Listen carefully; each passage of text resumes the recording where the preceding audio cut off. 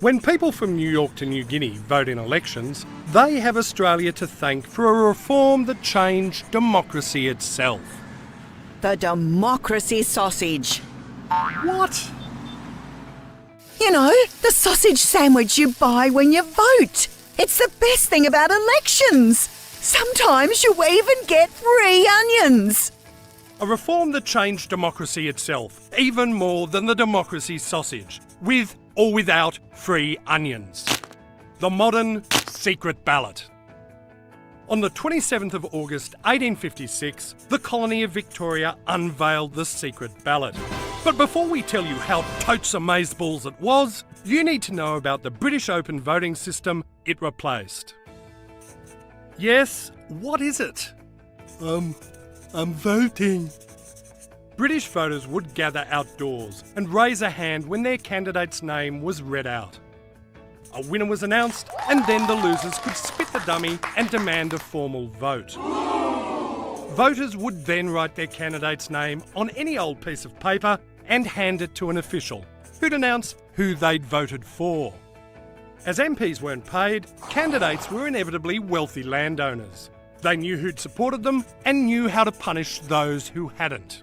I say, Jones, you didn't vote for me. I'm revoking your lease. Get off my land. The unfairness of British elections went beyond voter intimidation. Women couldn't vote, nor could men who didn't own or rent sufficient property.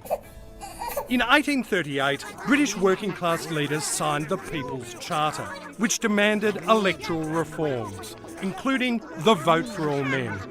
And to ensure voters weren't pressured by their landlords or bosses, Chartists, as supporters of the Charter became known, called for the secret ballot.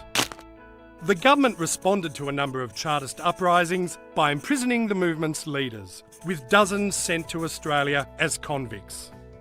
Australia's first elections were held in New South Wales in 1843. Australian elections were commonly held in pubs, with candidates providing those who voted for them with free drinks and food. Sausages? Maybe, who cares? Many of the 1843 races pitted Catholics against Protestants, and hostility increased as the free booze flowed and officials posted hourly vote counts.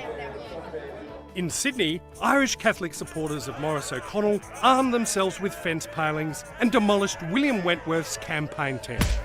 Whalers supporting Wentworth attacked the Irish with harpoons. One death was recorded during the riots that followed.